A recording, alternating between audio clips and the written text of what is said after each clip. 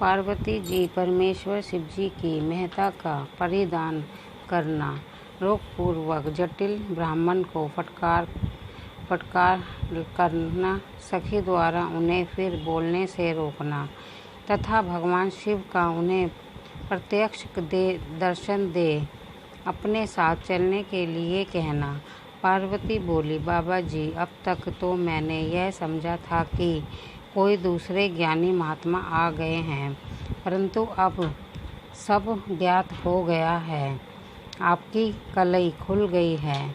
आपसे क्या कहूँ, विशेषतः उस दशा में जब आप अवश्य ब्राह्मण हैं। ब्राह्मण देवता, आपने जो कुछ कहा है वह सब मुझे ज्ञात है, परंतु वह सब झूठा ही है, सत्य कुछ नहीं है।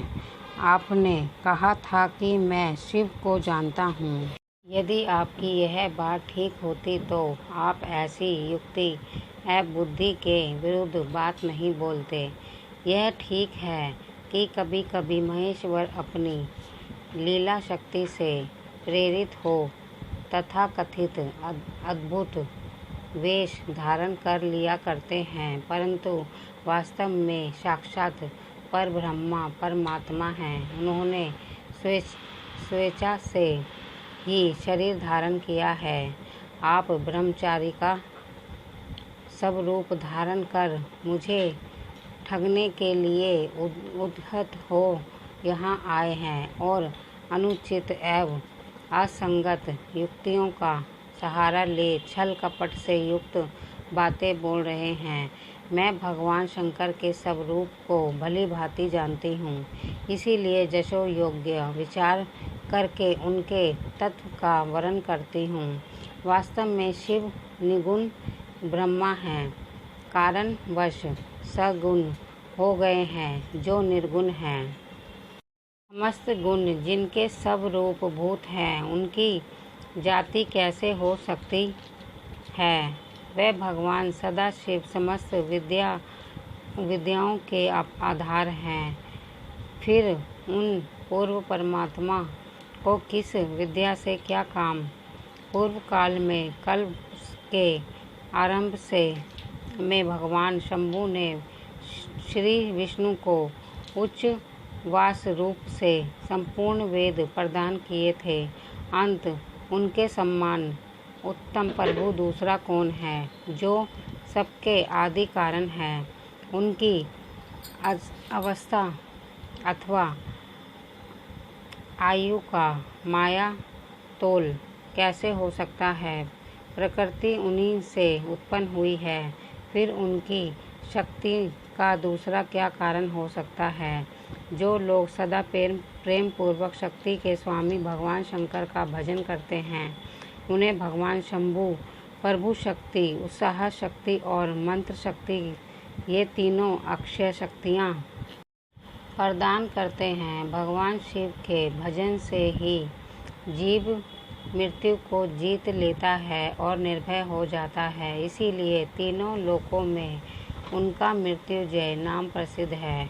उन्हीं के अनुग्रह से विष्णु तत्व को, ब्रह्मा तत्व को और देवता तत्व को प्राप्त हुए हैं। शिव जी का पक्ष लेकर बहुत बोलने से क्या लाभ।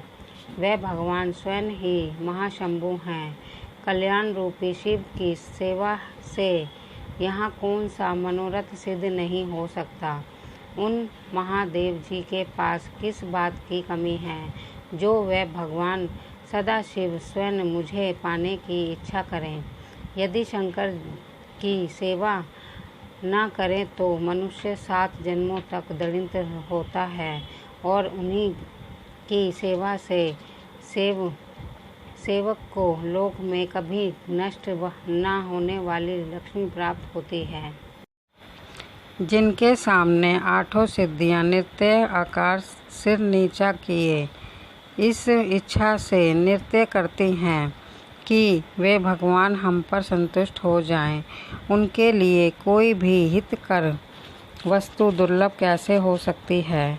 यद्यपि यहाँ मांगलिक कही जाने वाली वस्तुएं शंकर का सेवन नहीं करती, तथापि उनके स्मरण मात्र से ही सबका मंगल होता है। जिनकी पूजा के प्रभाव से उपास की इच्छा स्वरूप से संपूर्ण वेद प्रदान किए थे, अंत उनके समान उत्तम प्रभु दूसरा कौन है, जो सबके आदि कारण है। उनकी अवस्था अथवा आयु का माप तोल कैसे हो सकता है। प्रकृति उनसे उत्पन्न हुई है, फिर उनकी शक्ति का दूसरा क्या कारण हो सकता है। जो लोग सदा प्रेम पूर्वक शक्ति के स्वामी भगवान शंकर का भजन करते हैं, उन्हें भगवान शंभु शक्ति, उत्साह शक्ति और मंत्र शक्ति, ये तीनों अक्षय शक्तियाँ प्रदान करते हैं। भगवान शिव के भजन से ही जीव मृत्यु को जीत लेता है और निर्भय हो जाता है। इसीलिए तीनों लोकों में उनका मृत्युंजय नाम प्रसिद्ध है।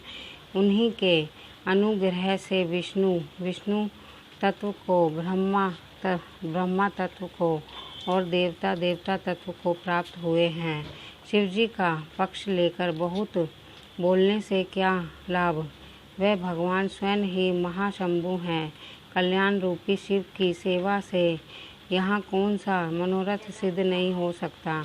उन महादेव जी के पास किस बात की कमी है, जो वह भगवान सदा शिव स्वयं मुझे पाने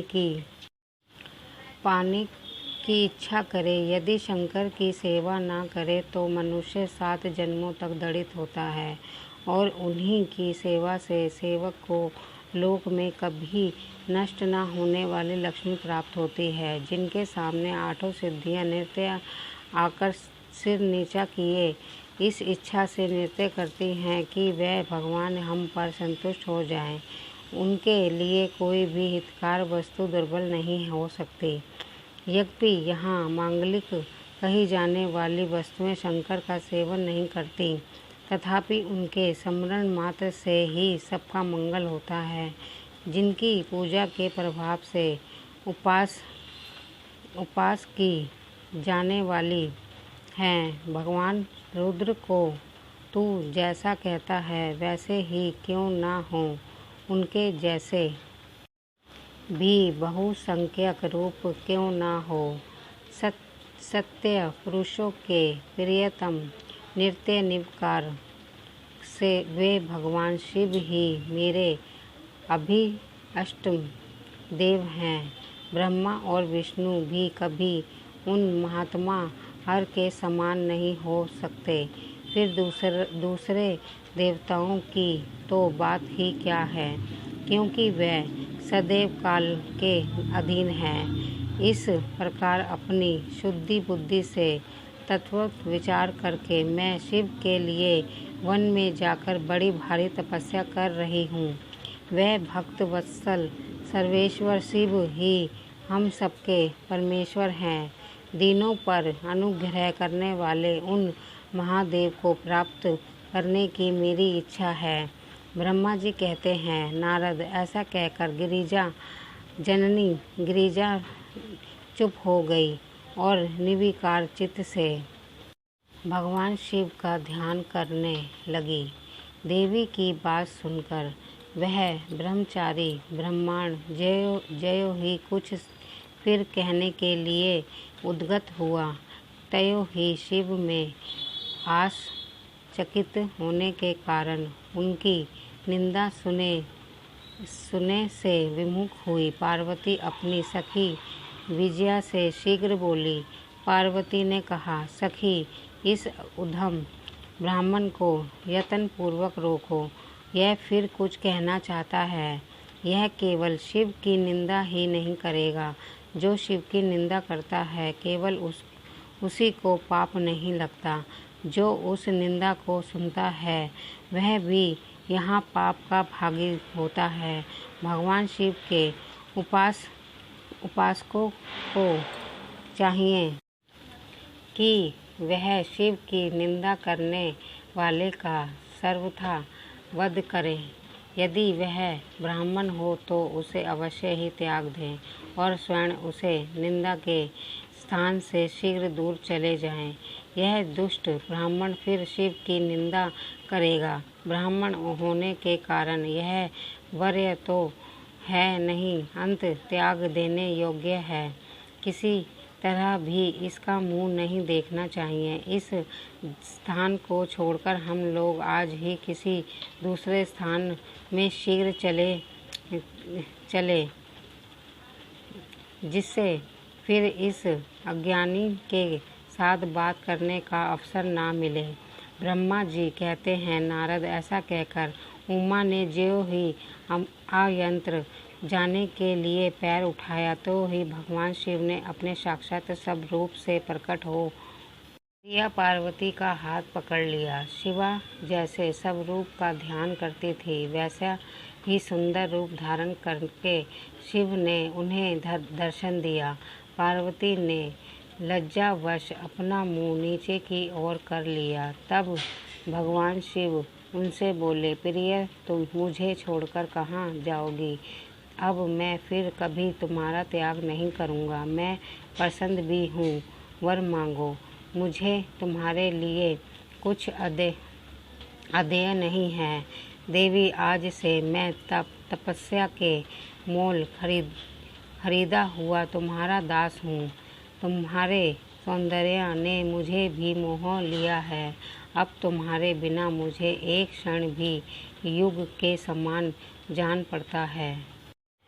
लज्जा छोड़ो, तुम तो मेरी संतान पत्नी हो। गिरिजा नंदिनी, महेश्वरी, मैंने जो कुछ कहा है उस पर श्रेष्ठ बुद्धि से विचार करो। तुम तो चित्त वाली पार्वती, मैंने नाना प्रकार से तुम्हारी बारंबार परीक्षा ली है। लोक लीला का अनुसरण करने वाले मुझ सब जन के अपार अपराध को क्षमा कर दो। शिवे, तीनों लोकों में तुम्हारी जैसी अनुरागनी मुझे दूसरी कोई नहीं दिखाई देती है। मैं सर्वथा तुम्हारे अधीन हूँ। तुम्हारी इच्छा पूर्ण हो। प्रिय, मेरे पास आओ। तुम मेरी पत्नी हो और मैं तुम्हारा वर हूँ। तुम्हारे साथ मैं शीघ्र ही अपने निवास स्थान उत्तम पर्वत कैलाश को चलूँगा। ब्रह्मा जी कहते हैं, देवाधिदेव महादेव जी, ऐसा कहने पर पार्वती देवी आनंद मगन हो उठी।